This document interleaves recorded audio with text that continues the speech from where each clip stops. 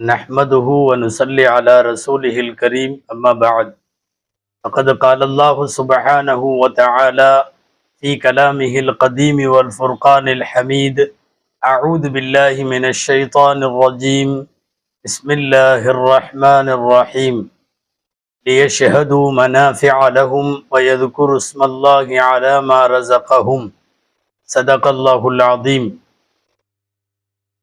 அளவற்ற அருளாளனும் நிகரற்ற அன்புடையோனுமாகிய எல்லாம் வல்ல அல்லாஹுவின் பெயரால் துவங்குகிறேன்.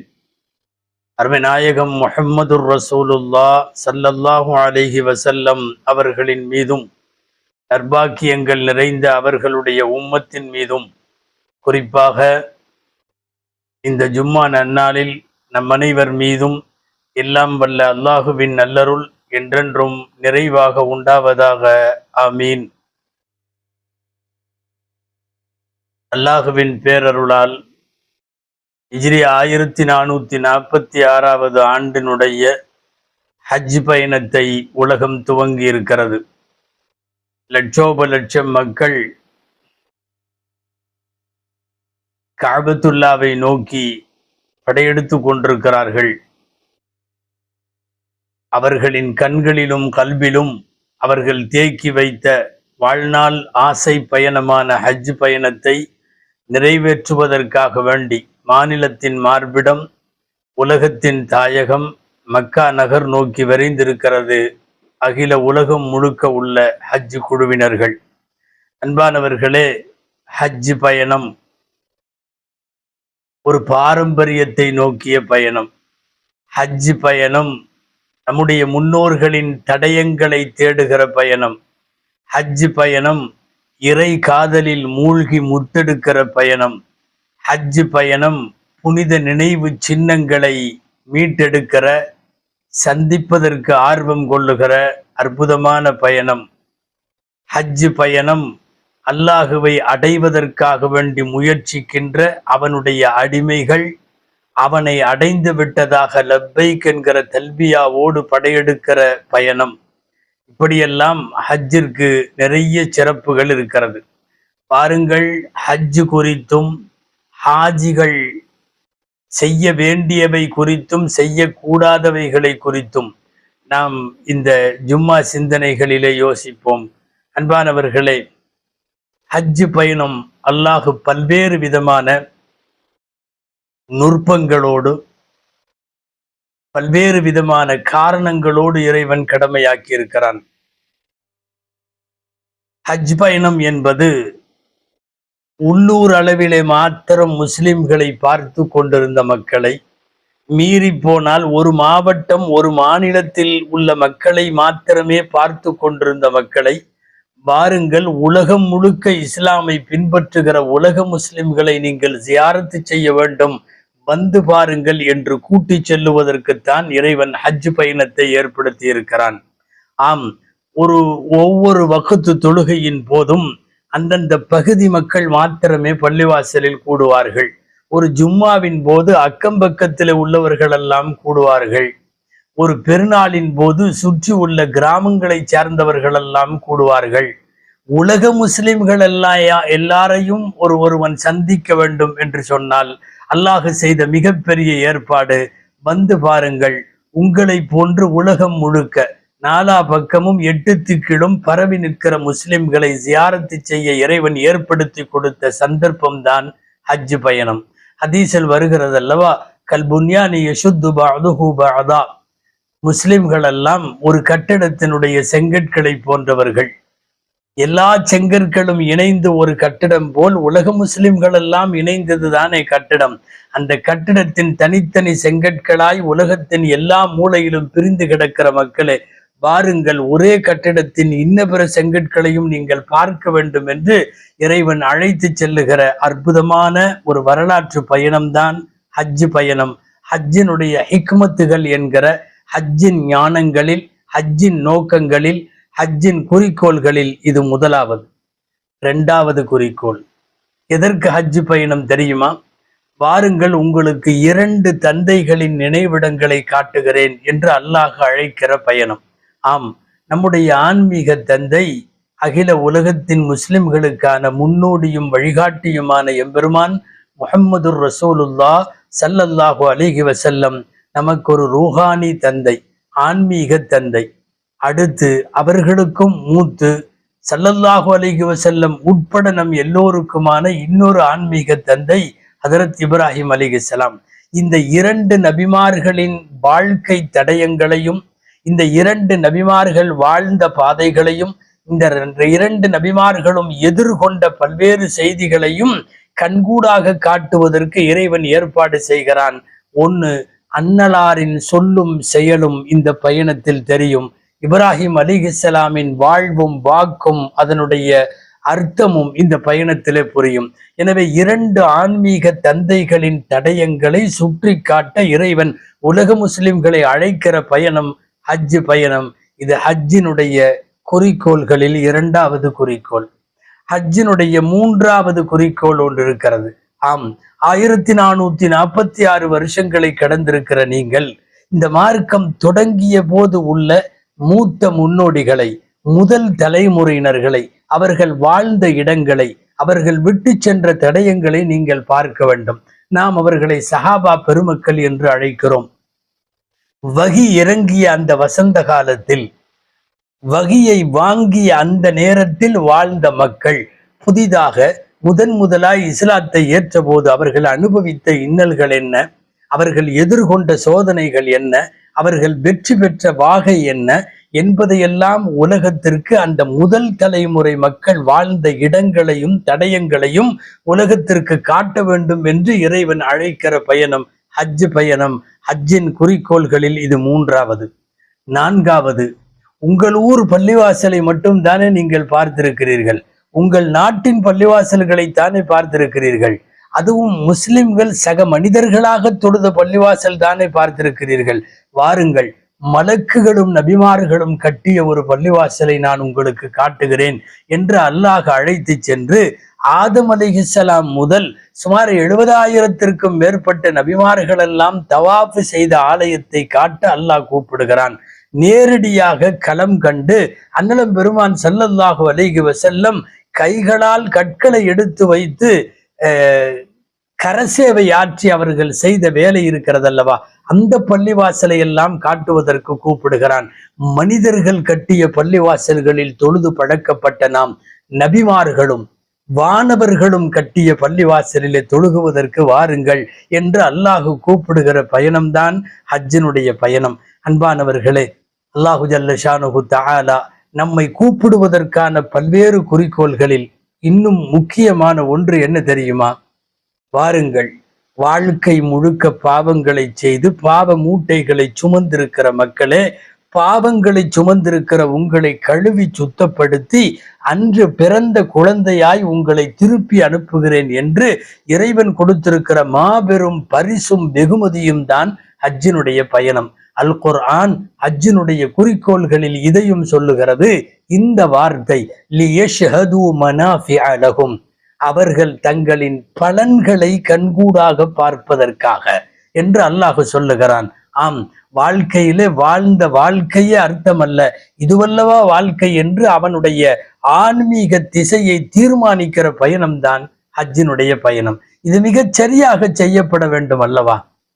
இந்த பயணம் எந்த விதமான கோணல் இல்லாமல், குற்றங்கள் இல்லாமல், எந்த விதமான இடர்கள் இல்லாமல், ஷரியத்திற்கான முரண்கள் இல்லாமல் அது செய்யப்பட வேண்டும். அந்த அடிப்படையில் ஹாஜிகளிடம் காணப்படுகிற சில குறைகள், அதே சமயம் செய்ய வேண்டிய சில நிறைவான விஷயங்கள், இவைகளை பேசுவதுதான் இந்த ஹஜ்ஜினுடைய சிந்தனைகளில் மிக முக்கியமானது. அன்பானவர்களே, பெரும்பாலான ஹாஜிகளிடம் ஏற்படுகிற மிக முக்கியமான சில தவறுகளை மாத்திரம் நாம் வரிசைப்படுத்துவோம். தவறுகளையே சொல்ல வேண்டுமா என்றால் இல்லை, இந்த தவறுகளை களைந்து விட்டால் அந்த பயணம் முழுவதும் நிறைவாகிவிடும் என்பதால் அதை சுட்டி காட்ட வேண்டிய பொறுப்பு நம் எல்லோருக்கும் இருக்கிறது. ஹாஜிகளுக்கு மாத்திரமல்ல, அடுத்த தலைமுறையில் நாம் யாரெல்லாம் ஹஜ்ஜு செய்கிறோமோ, அடுத்தடுத்த ஆண்டில் ஹஜ்ஜு செய்ய நாடி இருக்கிறோமோ, அல்லது போய்விட்டு வந்தவர்கள் தங்கள் ஹஜ்ஜை சுய பரிசோதனை செய்கிறோமோ, எல்லாருக்குமானது இவைகளெல்லாம். அப்படி சில பெரும்பாலான தவறுகளை, முக்கிய தவறுகளை மாத்திரம் பார்க்கலாம்.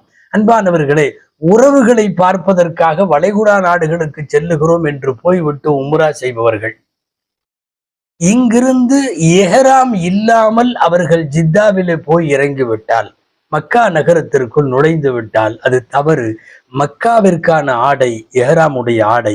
ஹஜ்ஜும் உம்ராவும் நிய்யத்தோடு யார் கடந்து சென்றாலும், நாம் இந்தியாவில இருந்து மக்காவிற்குள் நுழைகிற போது எஹராம் இல்லாமல் போக முடியாது.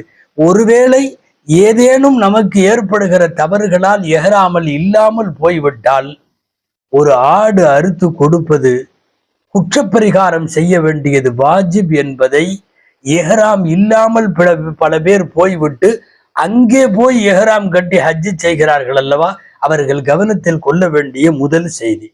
அன்பானவர்களை, இரண்டாவது செய்தி, எல்லா ஹாஜிகள் அல்ல, சில ஹாஜிகளிடத்தில் ஏற்படுகிற அங்கே போனதற்கு பிறகும் ஜமாத்தினுடைய தொழுகைகளில் காட்டுகிற அசட்டை, ஒரு பாராமுகம், ஒரு லட்சியம் செய்யாமை. ஒரு ஹாஜி வணக்க வழிபாட்டுக்காகவே பயணம் போகிறான். இது சுற்றுலா பயணம் அல்ல, இது ஊர் சுற்றி பார்க்கிற பயணம் அல்ல. அங்கிருக்கிற கட்டிடங்களின் எழிலையும் அங்கிருக்கிற இயற்கை வளங்களின் அந்த வனப்பான காட்சிகளை பார்ப்பதற்கு நாம் போகவில்லை. ஆன்மீகத்தை மெருகேற்றி கொள்ளுவதற்காக, ஈமானை உரமேற்றி கொள்ளுவதற்காக போகிற பயணம். இந்த பயணத்தில் அங்க போனதற்கு பிறகும் கூட ஜமாத்தில் அசட்டையாக இருந்தால், ஹஜ்ஜுக்கு போய் இருப்பது 30 நாட்கள், 40 நாட்கள், சில பேர் 15 நாட்கள். இதிலேயும் கூட சில வக்துகளை அவர்கள் தங்கி இருக்கிற ரூம்களிலேயே, அறைகளிலேயே தொழுகிறார்கள் என்றால் இது எவ்வளவு பெரிய அசட்டைத்தனம்! ஒரு தொழுகைக்கு 1,00,000 தொழுகைகள் என்று அழைக்கிற கஅபாவிலும் மஸ்ஜிதுல் ஹராமிலும் போய் அந்த மண்ணை மிதிப்பதற்கு அல்லாஹ் வாய்ப்பு தந்து விட்டால், அதற்கு பிறகு நீங்கள் எப்படி உங்கள் அறைகளிலே தொழுகிறீர்கள்? ஒரு ஹாஜி இபாதத்தின் மூலமாக இறைவனை நெருங்குவதற்குத்தான் பயணம் போகிறார். ஹாஜிகளுக்கு ஷரியத்து வைத்திருக்கிற பெயர் என்ன தெரியுமா? வஃதுல்லா என்பது பெயர், அல்லாஹுவின் குழு என்பது பெயர்.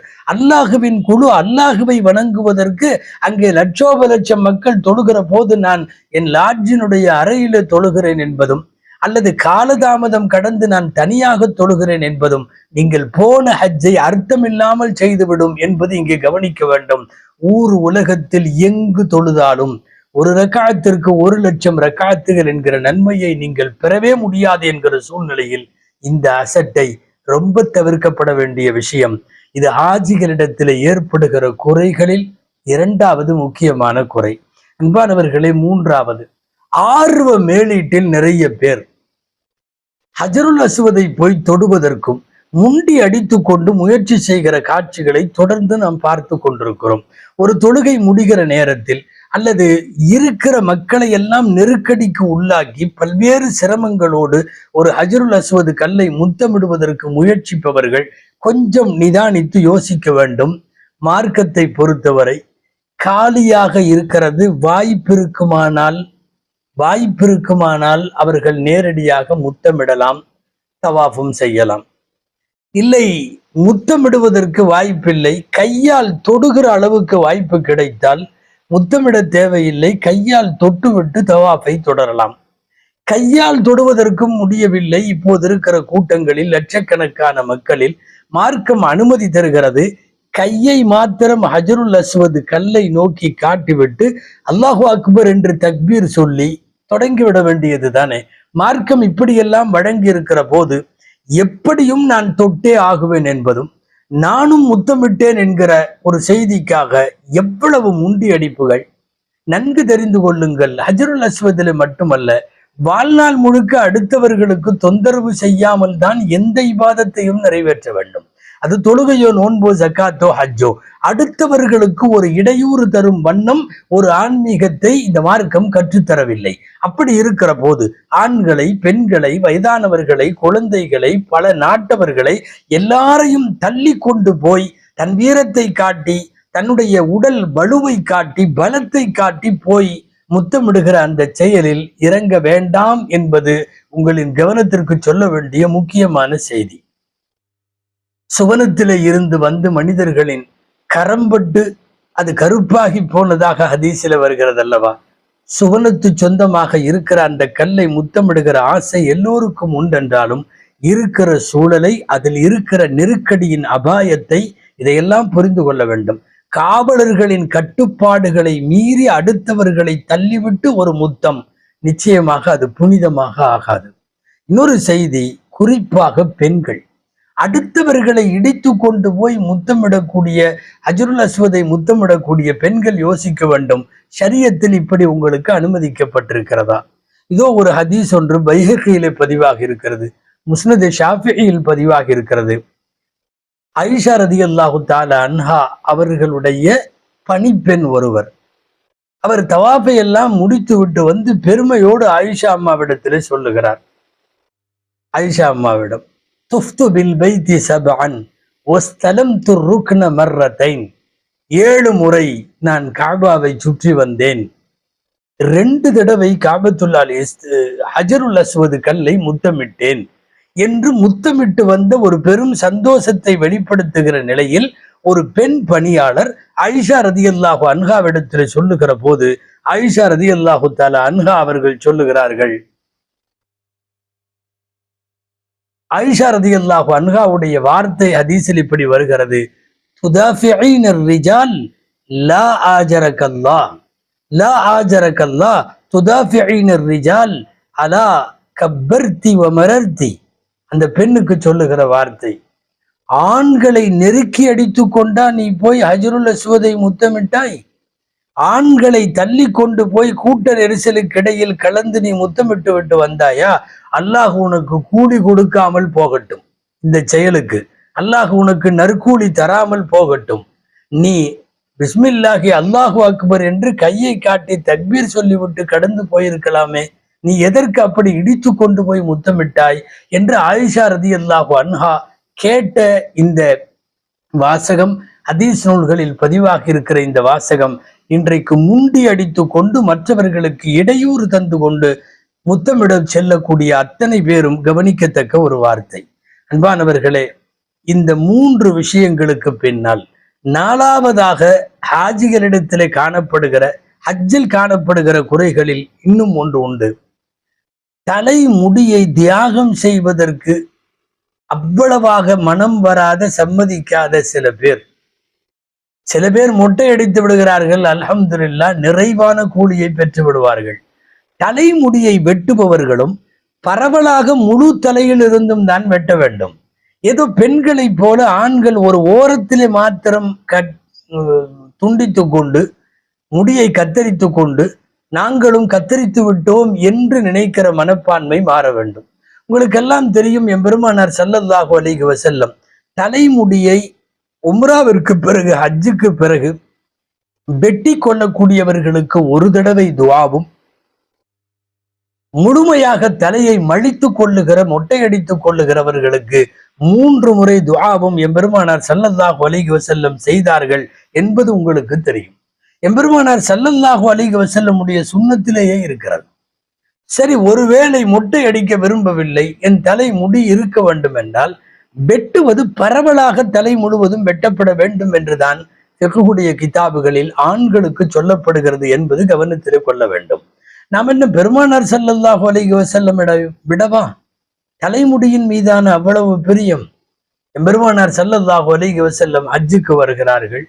ஜம்ரத்திலே கல்லெறிந்து முடித்துவிட்டு அவர்கள் குர்பானியை நிறைவேற்றியதற்கு பின்னால் தலைமுடி எடுக்க வருகிறார்கள். ஸல்லல்லாஹு அலைஹி வஸல்லம் தலைமுடியை எடுப்பதற்காக மினாவின் ஒரு இடத்திலே அமர்கிறார்கள். தலைமுடியை எடுக்கிற அந்த பாக்கியம் கிடைத்த நபித்தோழருக்கு முஅம்மர் என்று பெயர் ரலியல்லாஹு அன்ஹு. முஅம்மரை அழைத்து நாயகம் அமர்ந்த உடனேயே ஸல்லல்லாஹு அலைஹி வஸல்லத்தினுடைய வழித்து எடுக்கப்பட்ட ரோமத்தை பரக்கத்திற்காக வாங்கி கொள்ளுவதற்கு, பாக்கியம் பொருந்திய அந்த சிகையை பெற்றுக் கொள்ளுவதற்கு சஹாபாக்களிடையே போட்டி. சஹாபாக்கள் சொல்லுகிறார்கள், நாங்கள் தலையை வழிக்கிற பாக்கியம் பெற்ற முஅம்மர் ரலியல்லாஹு அன்ஹுவை சுற்றி சுற்றி வந்தோம். ஸல்லல்லாஹு அலைஹி வஸல்லத்தினுடைய வலது பக்கத்தினுடைய முடியை முதலாக அவர் வழித்து மொட்டையடித்தார், எடுத்தார்.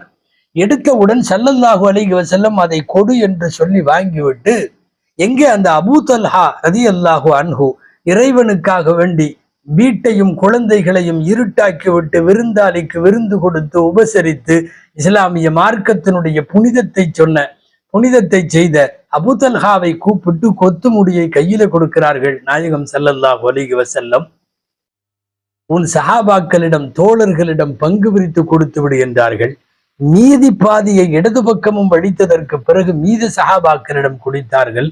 அன்றைக்கு ஹஜ்ஜிலே பெறப்பட்ட பெருமானாருடைய ரோமங்கள் சஹாபாக்களின் வழியாக வாழையடி வாழையாய் இந்த உம்மத்தில் உலகம் முழுக்க இருக்கிற இஸ்லாமிய உலகத்தின் பல்வேறு இடங்களுக்கு அந்த முடி போய் சேர்ந்திருக்கிறது.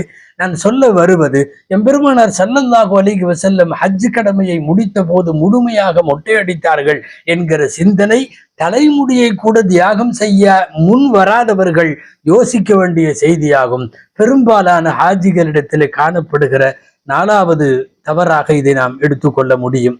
அடுத்து அன்பானவர்களே, 5வது, பிற 8 அன்று மினாவில் இருப்போம், 10, 11, 12 இருப்போம்.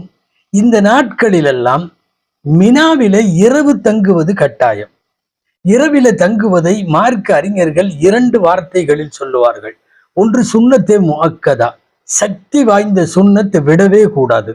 ஒரு சில உலமாக்கள் அதை வாஜிப் என்று எழுதுகிறார்கள், கட்டாய கடமை. ஆனால் பல்வேறு காரணங்களை வைத்துக்கொண்டு மினாவினுடைய கூடாரத்தில் படுப்பதில் ஏற்படுகிற சில அசௌகரியங்களை கருத்திலே கொண்டு வெளியிலே வருவதும் நம் இடத்திலே போய் தங்குவதும் மினாவினுடைய எல்லையை விட்டு வெளியே இருப்பதும் இவைகளெல்லாம் நிறைய ஹாஜிகளிடத்தில் ஆண்டுதோறும் காண கிடைக்கிற தவறுகள்.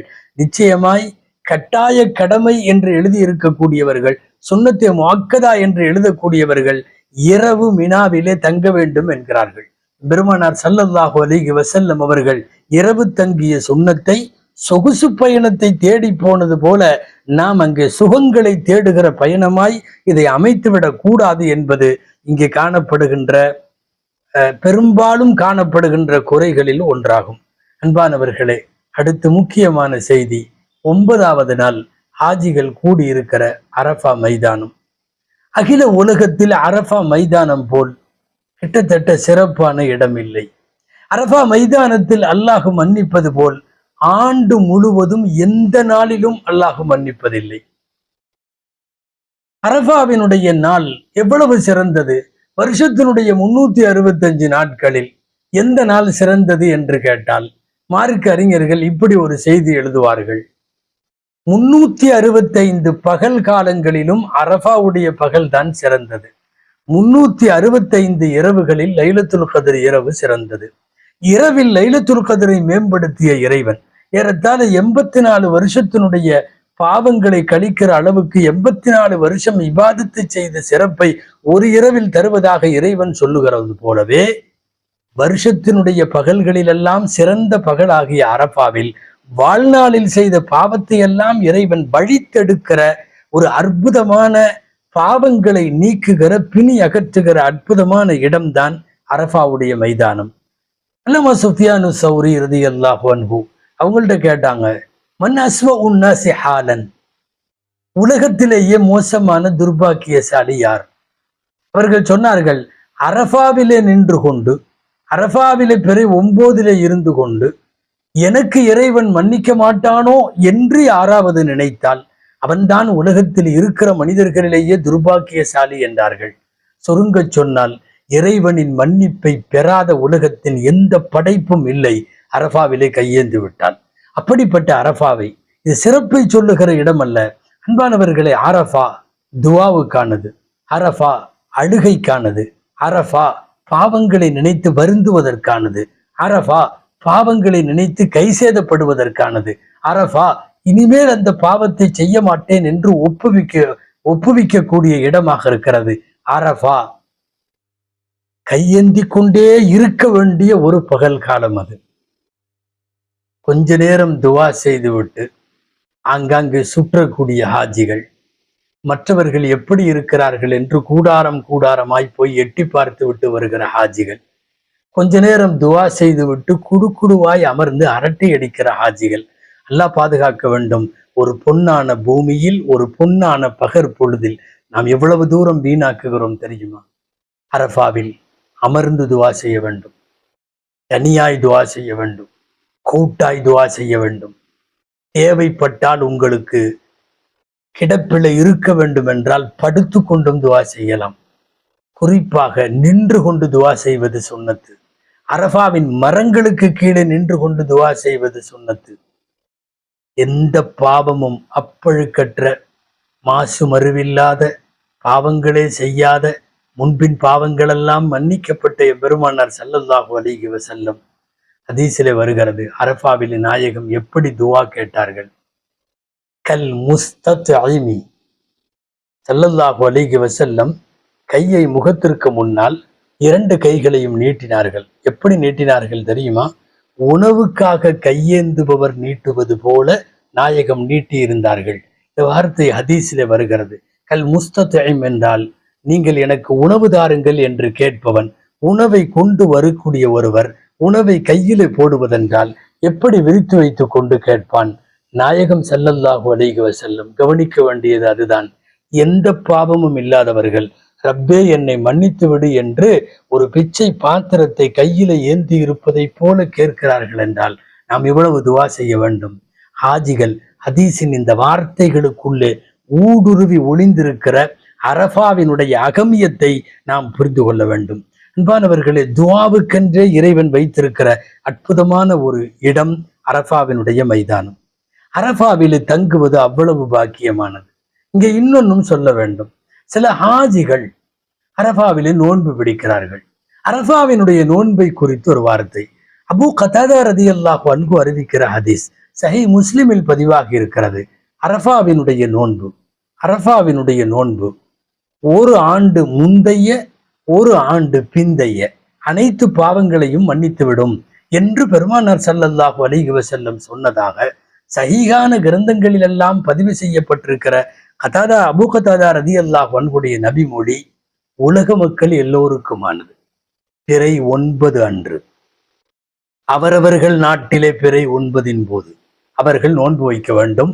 அந்த அரஃபாவுடைய நோன்பு கிட்டத்தட்ட முந்தைய பிந்தைய ஆண்டுகளின் பாவங்களை அல்லாஹ் மன்னித்து விடுவான். ஹாஜிகள் நோன்பு வைக்க வேண்டுமா? சில பேர் அப்படி அதிக இபாதத்து செய்வதற்காக ஆர்வ மேலிட்டில் அவர்கள் ஹாஜிகள் நோன்பு வைக்கிறார்கள். ஆனால் அவர்களுக்கெல்லாம் ஹதீஸின் ஒரு செய்தியை நான் சொல்ல வேண்டும்.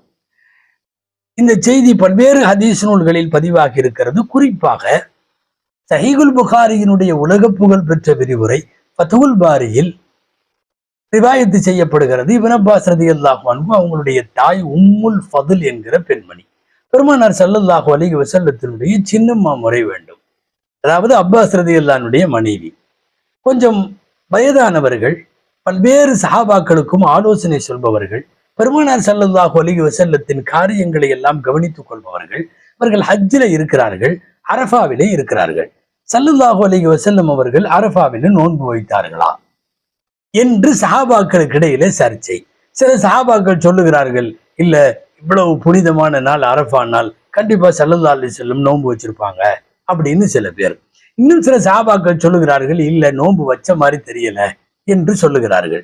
ஏன் இவ்வளவு வம்பு? இவர்களுக்கு இடையில கருத்து வேறுபாடு, நாம் சோதித்து பார்த்து விடுவோம் என்று இந்த உம்முல் ஃபதுல் ஸல்லல்லாஹு அலைஹி வஸல்லத்தினுடைய சின்னம்மா ஒரு குவளையில பால் கொடுத்து ஸல்லல்லாஹு அலைஹி வஸல்லமுக்கு ஒரு சிறு குழந்தைகிட்ட கொடுத்து அனுப்புறாங்க பால். ஸல்லல்லாஹு அலைஹி வஸல்லம் குடிக்கிறார்களா இல்லையா, நோன்பு வைத்திருந்தால் சொல்லி விடுவார்கள், தெரிந்து கொள்வதற்காக குவளை பாலை கொடுத்து அனுப்புகிறார்கள். கொடுத்து அனுப்புகிற சூழ்நிலை ஹதீஸில் இப்படி வருகிறது. ஃபத்ஹுல் பாரியில் ஸல்லல்லாஹு அலைஹி வஸல்லம் வாகனத்திலே அமர்ந்திருந்தார்கள். வாகனத்திலே இருக்கிற போது போய் கீழிருந்து குவளை பாலை கொடுக்கப்படுகிறது. வாங்கிய நபி ஸல்லல்லாஹு அலைஹி வஸல்லம் குடித்தார்கள். அந்த ஹதீஸிலிருந்து தெரிய வருவது, ஸல்லல்லாஹு அலைஹி வஸல்லம் வாழ்க்கையில செய்தது ஒரு ஹஜ் தான். அதுல ஒரு அரஃபா தான், பிறை 9. அந்த அரஃபா அன்று ஸல்லல்லாஹு அலைஹி வஸல்லம் அவர்கள் நோன்பு வைக்கவில்லை. எனவே இதை வைத்துக் கொண்டு நோன்பே வைக்கக்கூடாதுன்னு சொல்ல முடியாது. ஆனால் பெருமானார் ஸல்லல்லாஹு அலைஹி வஸல்லமுடைய சுன்னத்து, அவர்கள் ஹாஜியாக இருந்த போது அரஃபாவிலே நோன்பு வைத்திருக்கவில்லை. அப்ப இந்த 2 ஹதீஸுகளும் அரஃபா அன்று நோன்பு வைத்தால் முந்தைய ஆண்டும் பிந்தைய ஆண்டும் பாவம் மன்னிக்கப்படும் என்பது ஹாஜி அல்லாத உலக மக்களுக்கானது. ஸல்லல்லாஹு அலைஹி வஸல்லம் நோன்பு வைக்கவில்லை என்பது ஹாஜிகளுக்கானது. சரி, ஒருவேளை சிரமம் எடுத்து ஒருவர் நோன்பு வைக்கிறார், நோன்பு கூடும், சந்தேகம் இல்லை. ஆனாலும் நபி வழியை பின்பற்றுவதை ஊக்குவிக்க வேண்டும் என்கிற அடிப்படையில் தான் இந்த நபி மொழி சொல்லப்படுகிறது. மட்டுமல்ல, அரஃபா சோர்வே இல்லாமல் அல்லாஹ்விடத்தில் கையேந்த அழுக, கதறி அழுக, ரப்பிடத்திலே அன்றைய நாள் முழுக்க சோர்வில்லாமல் இருக்க வேண்டும். ஒருவேளை நோன்பு வைப்பதன் மூலம் ஒரு சின்ன பலவீனமோ சோர்வோ வந்து அரஃபாவினுடைய நோக்கமும் துஆவும் இபாதத்தும் கெட்டு போய்விடக் கூடாது என்பதைத்தான் இங்கே சொல்ல வருகிறோம். அந்த அடிப்படையில் ஹாஜிகள் அரஃபா அன்று பெருமானார் ஸல்லல்லாஹு அலைஹி வஸல்லத்தினுடைய வழிமுறையை பின்பற்றி நோன்பு வைக்காமல் இருக்கவும் அனுமதி உண்டு என்பதை கவனிக்க வேண்டும். அன்பானவர்களே, ஹாஜிகளினுடைய பெரும்பாலான பேரினுடைய செய்யக்கூடிய தவறுகள்ல ஒண்ணு, முஸ்தலிஃபாவிற்கு போய் இறங்குவார்கள். எப்போ? விடிந்தால் பிறை 10, அதாவது 10வது, விடிந்தால் ஈது பெருநாள். 9 அன்று அரஃபாவினுடைய மகரிபிலே கிளம்பக்கூடிய ஹாஜிகள் முஸ்தலிஃபாவுக்கு வருகிறார்கள். முஸ்தலிஃபாவுக்கு வந்தால் மார்க்க சட்டம் வந்த உடனே மகரிபையும் இஷாவையும் நீங்கள் 8 மணிக்கு வரலாம், 10 மணிக்கு வரலாம், 12 மணிக்கு வரலாம், சில பேர் 3 மணிக்கு அதிகாலை கூட வருவார்கள். எப்ப வந்தாலும் வந்தவுடன் மகரிபும் இஷாவும் தொழ வேண்டும். அதற்கு பிறகுதான் அடுத்த 3 நாட்கள் ஷைத்தானை அடிப்பதற்கு தேவையான கற்களை பொறுக்க வேண்டும். ஆர்வ மேலீட்டில் நிறைய பேர் செய்யக்கூடிய தவறு, ஹாஜிகள் செய்கிற தவறு, போய் இறங்கின உடனே ஏதோ கல் கிடைக்காதது போல கொஞ்ச நேரத்துல எல்லாம் எடுத்துட்டா காலியாயிரும் என்பது மாதிரி போன உடனே கல்லை பொறுக்க ஆரம்பிக்கிறார்கள். அனுமதி இல்லை, அது சுன்னத்திற்கு மாற்றமானது. முதல்ல தொழுது முடித்து விட வேண்டும், தொழுகைக்கு பிறகுதான் கல் பொறுக்க வேண்டும். அந்த கற்களை எடுத்து வைத்து கொண்டு அதை அப்படியே பயன்படுத்த வேண்டுமே ஒழிய, சிலர் நினைத்து கொள்வது போல் அந்த கல்லை எடுத்து கழுவி சுத்தம் பண்ணி இந்த வேலைகளை செய்வதற்கு மார்க்கம் வலியுறுத்தவில்லை என்பதையும் ஹாஜிகள் கவனத்திலே கொள்ளுவதற்கு கடமைப்பட்டிருக்கிறார்கள். அன்பானவர்களே, ஹாஜிகளினுடைய தவறுகளில் இன்னும் 1-2 மாத்திரம் இந்த நேரத்தில் ஹஜ்ஜு செய்கிற எல்லாருக்கும் பயன்படுகிற முக்கியமான சில செய்திகள் என்பதால், கல்லறிவதற்கு பிறை 10, 11, 12 தங்கி இருந்தால் 13 இந்த நாட்களில் முடியாதவர்களுக்கு மட்டும்தான் கல்லை மற்றவர்களிடம் கொடுத்து விட அனுமதி உண்டு. குழந்தைகளைப் போல தள்ளாடுகிற வயதிலே இருக்கக்கூடிய நடக்க முடியாத முதியவர்கள். பொதுவாக இன்றைக்கு ஹாஜிகள்கிட்ட ஒரு பழக்கம் பரவி இருக்கிறது. லேசா தலை வலிக்குதுன்னா கல்லை அடுத்தவங்கள்ட்ட கொடுத்து விட்டுற வேண்டியது, எனக்கு பதிலா நீங்க எரிஞ்சிட்டு வந்துருங்க என் பேர்ல. அல்லது மனைவிமார்களை நடக்க விடாமல், வீட்டு பெண்களை நடக்க விடாமல் கூடாரத்திலே வச்சுட்டு, நீங்க எல்லாம் பொம்பளைங்க, நீங்க வர வேண்டாம், உங்க கல்லையெல்லாம் எங்கள்கிட்ட கொடுங்க அப்படின்னு வாங்கிட்டு போக வேண்டியது. நடக்க சக்தி உள்ள பெண்கள் கல்லறிவதற்கு அவர்கள் தான் போக வேண்டும். நடக்க முடியாத அளவுக்கு நோய்வாய்ப்பட்டிருந்தால் அவர்கள் மற்றவர்களிடம் ஒப்படைக்கலாம். பருவமடையாத குழந்தைகளின் கற்களை வாங்கி கொண்டு போகலாம். மற்றபடி யாரெல்லாம் பெண்களோ அவங்கெல்லாம் கொடுத்து விட்டுலான்னு இல்லை. நடக்க சக்தி உள்ளவர்கள் அவர்களாகத்தான் கல்லறிய வேண்டும். இந்த மாதிரி கல்லை ஒப்படைப்பது தவறு என்பதையும் ஆஜிகளுடைய கவனத்திற்கு கொண்டு போக வேண்டும். அன்பானவர்களே, இன்னும் 1-2 செய்தி மாத்திரம்.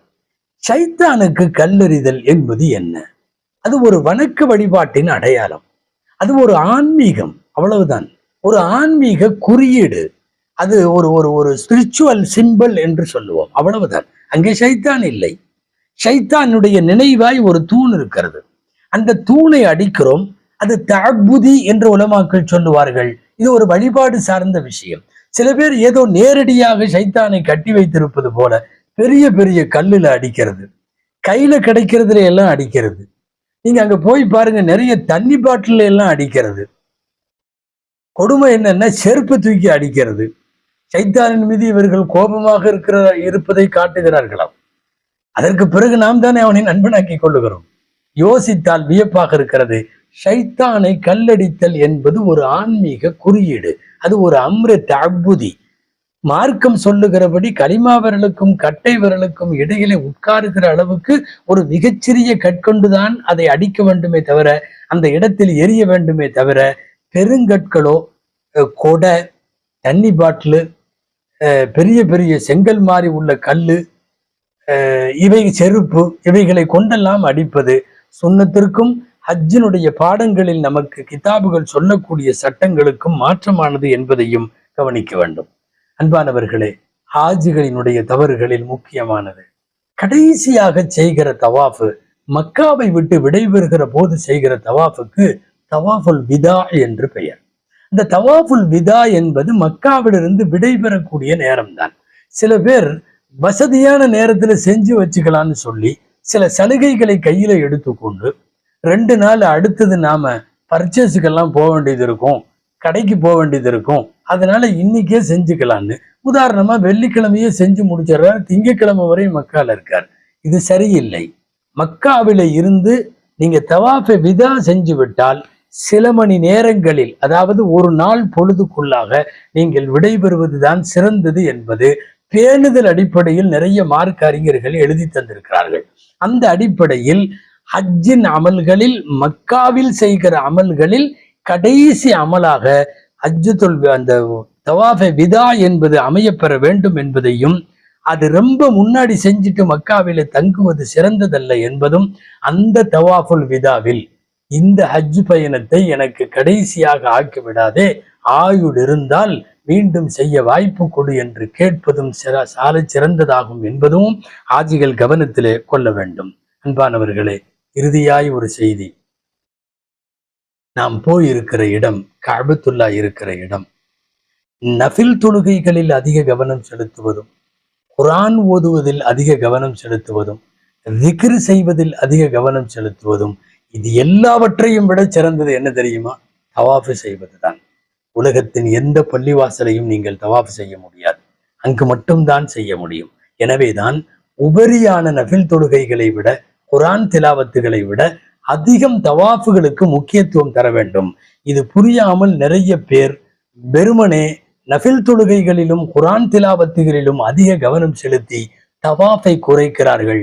தவாஃபை கூட்டுங்கள் என்பது, அதை ஊக்குவிப்பதற்காகத்தான் இந்த செய்தி. இறுதி செய்தியாக இதோடு நிறைவுபடுத்தலாம். அன்பானவர்களே, வஹாபிய சிந்தனை உள்ளவர்களால் சமீப காலங்களில் பரப்பப்படுகிற முக்கியமான செய்தி என்ன தெரியுமா? மதீனா என்பது ஹஜ்ஜின் ஒரு அங்கம் அல்ல, மதீனா என்பது கடமை இல்லை, மதீனாவுக்கு போகணும்னு அவசியம் இல்லை, மதீனா முடிஞ்சா எட்டி பார்த்துக்கலாம் என்பது போன்று பரப்பப்படுகிற சிந்தனைகள் மிகவும் தவறானவை. இந்த உலகத்தில் இஸ்லாமை கொடுத்தவர்கள், ஏன் இந்த உலகமே உருவாகுவதற்கு காரணமாக இருந்த எம்பெருமான் ஸல்லல்லாஹு அலைஹி வஸல்லம் அவர்களை சந்திக்கவும், அவர்கள் கட்டி முடித்த 1000 ரகாத்துகளுக்கு சமம் என்று சொல்லப்படுகிற மஸ்ஜிதுல் நபவியை ஜியாரத்து செய்யவும், சுமார் 10-15 சஹாபாக்கள் அடங்கி இருக்கிற ஜன்னத்துல் பகீ கபிரிஸ்தானை சென்று சந்திப்பதும், இதுவெல்லாம் வாழ்நாளிலே பெறுதற்கரிய பாக்கியங்கள். எனவே மதீனா ஹஜ்ஜினுடைய மிக முக்கியமான நம் பயணத்தில் ஒரு குறிக்கோளாக இருக்க வேண்டும். அதை மனதிலே வைத்து கொண்டு மதீனாவை சந்திக்கிற, மதீனா மண்ணை தரிசிக்கிற, மதீனத்து மன்னரான எம்பெருமான் ஸல்லல்லாஹு அலைஹி வஸல்லமை சந்திக்கிற, மஸ்ஜிதுன் நபவியிலே தொழுகிற, சுவன பூங்காவில் தொழுகிற ஆசையோடும் அந்த உணர்வோடும் உயிரோட்டத்தோடும் நம்முடைய பயணங்கள் அமைய வேண்டும். சொன்ன விஷயங்களை எல்லாம் கருத்தில் வைத்து கொண்டு நம்முடைய ஹஜ் பயணங்களை, ஹஜ்ஜினுடைய கடமைகளை அமைத்துக் கொள்வோம். எல்லாம் வல்ல அல்லாஹு ஜல்ல ஷானஹு தஆலா வாழ்நாளில் மீண்டும் மீண்டும் கஅபத்துல்லாவை 1000 முறை தவாஃப் செய்யும் பாக்கியத்தையும், எம்பெருமான் ஸல்லல்லாஹு அலைஹி வஸல்லத்தினுடைய ரவுதாவில் மீண்டும் மீண்டும் நமக்கு சலாம் சொல்லுகிற பாக்கியத்தையும் அல்லாஹ் நம் எல்லோருக்கும், நம் சந்ததிகளுக்கும் அல்லாஹ் நசீபாக்கி தருவானாக. ஆமீன். وآخر دعوانا أن الحمد لله رب العالمين. السلام عليكم ورحمة الله.